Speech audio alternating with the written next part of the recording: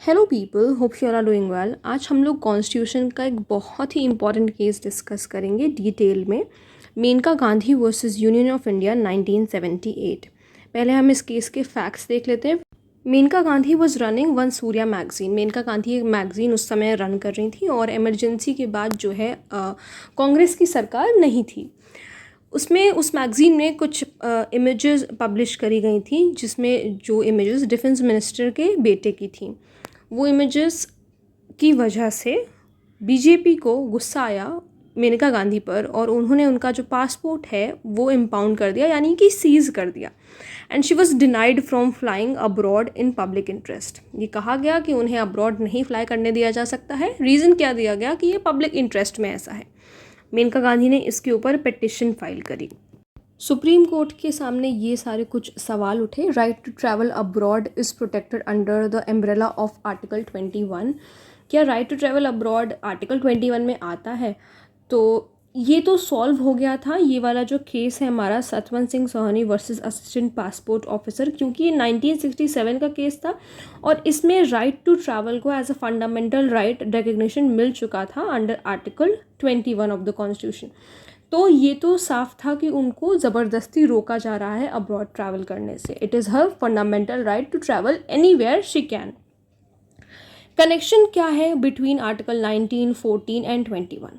देखो, अगर हम बात करें कि अगर किसी का 21 इन्फ्रिंज किया जा रहा है अब्रॉड, इस केस में क्या है कि उसको अब्रॉड जाने से उनको रोका जा रहा था, तो यहाँ पर इक्वालिटी भी तो इन्फ्रिंज हो रही है।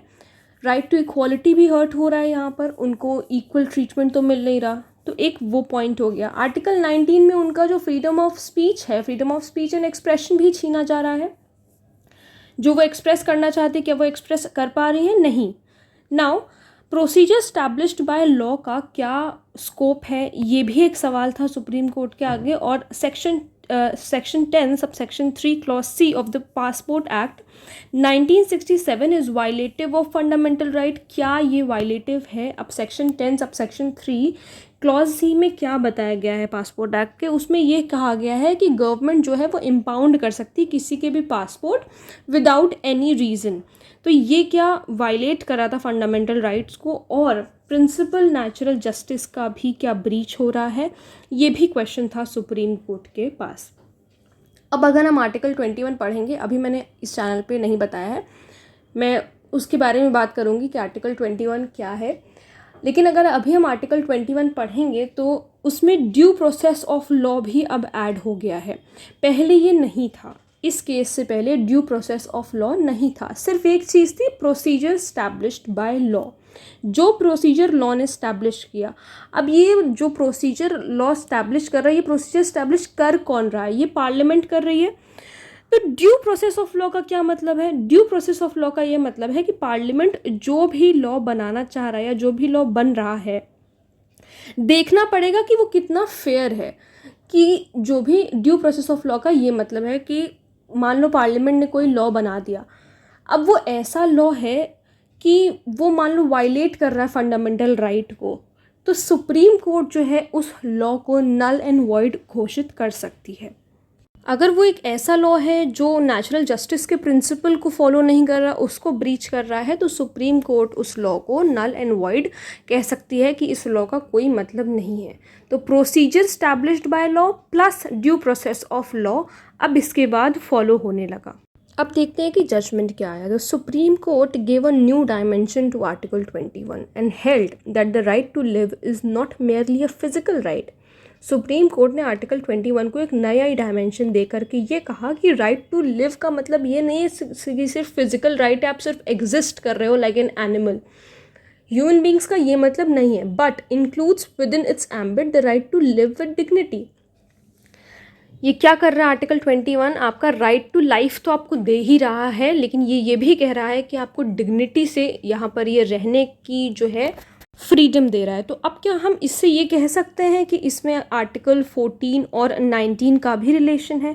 भाई, अगर कोई भी इंसान एक ह्यूमन डिग्निटी से, सेल्फ रिस्पेक्ट से अगर एग्जिस्ट कर रहा है तो बिल्कुल उसको इक्वल ट्रीटमेंट मिलना चाहिए, इक्वालिटी। तो अगर 21 कहीं ना कहीं इन्फ्रिंज हो रहा है, 21 कहीं ना कहीं वायलेट हो रहा है, तो आर्टिकल 14 भी वायलेट होगा और उसके साथ साथ आर्टिकल 19 भी वायलेट होगा। ठीक है, सो इसीलिए ये जो 3 आर्टिकल्स हैं इनका गोल्डन ट्रायंगल हम लोग पढ़ते हैं। The Supreme Court observed that the procedure prescribed by law for depriving a person of his life and personal liberty must be right, just and fair and not arbitrary, fanciful and oppressive. देखो, सुप्रीम court ने कहा कि ये जो procedure prescribed है by law कि आप किसी पर्सन का life, right to life deprive कर रहे हो या पर्सनल लिबर्टी डिप्राइव कर रहे हो, तो उसका कोई एक रीजनेबल रीज़न होना चाहिए। ठीक है, टेस्ट ऑफ रीजनेबलनेस होना चाहिए, कुछ ना कुछ ऐसा रीज़न होना चाहिए, और वो जो रीज़न है वो राइट होना चाहिए, जस्ट होना चाहिए और फेयर होना चाहिए, तभी आप किसी का जो राइट है ये वायलेट कर सकते हो, आर्टिकल 21। और ये आर्बिट्री नहीं होना चाहिए, फैंसीफुल नहीं होना चाहिए और ऑप्रेसिव बिल्कुल नहीं होना चाहिए। Otherwise it would be no procedure at all and the requirement of article 21 would not be satisfied. अगर ऐसा होता है तो फिर कोई प्रोसीजर होगा ही नहीं, और जो आर्टिकल 21 का रिक्वायरमेंट है, जो राइट टू लाइफ है विद ह्यूमन डिग्निटी, वो किसी भी तरीके से सेटिस्फाई नहीं होगा। आर्टिकल 14, 19 एंड 21 जो है एक यूनिक रिलेशनशिप है इन तीनों के बीच। Any law has to test validity under all these 3 articles. कोई भी लॉ पार्लियामेंट पास कर रही है तो उसे ये देखते हुए पास करे कि क्या ये इन 3 को वायलेट कर रहा है। अगर वायलेट कर रहा है तो उस लॉ का कोई मतलब नहीं होगा। इन तीनों को वायलेट नहीं करना चाहिए किसी भी हालत में, तो इसीलिए इन तीनों के बीच में एक यूनिक रिलेशनशिप है। तो आई होप आप लोगों को ये वाला केस अच्छी तरीके से समझ में आया होगा। इसी केस के बाद हमारा एक और जो है सेंटेंस जुड़ गया था, ड्यू प्रोसेस ऑफ लॉ, जिसको मैंने आप लोगों को बताया कि अगर कोई भी लॉ पार्लियामेंट बना रही है उनको देखना पड़ेगा कि वो जो लॉ है वो कितना फेयर है, क्या वो किसी के साथ इस तरीके से इनइक्वालिटी तो कॉज नहीं कर रहा है, उसके बाद ही हम कोई भी लॉ पास कर सकते हैं। और अगर मान लो वो लॉ पार्लियामेंट की तरफ से पास हो गया तो सुप्रीम कोर्ट को अगर ऐसा लगता है कि इट इज़ वायलेटिव तो सुप्रीम कोर्ट उसे नल एंड वॉइड कर देगी। तो आई होप आप लोग को समझ में आया होगा ये वाला केस बहुत ज़्यादा इंपॉर्टेंट है। अब हम लोग कॉन्स्टिट्यूशन पर अगली वीडियो में बात करेंगे आर्टिकल 21 की, कि आर्टिकल 21 क्या कहता है। तब तक अगर कोई प्रॉब्लम है तो please let me know in the comment section, और अगर आप लोग किसी टॉपिक पे वीडियो देखना चाहते हैं तो वो भी प्लीज़ मुझे ज़रूर बताइएगा। Thank you so much.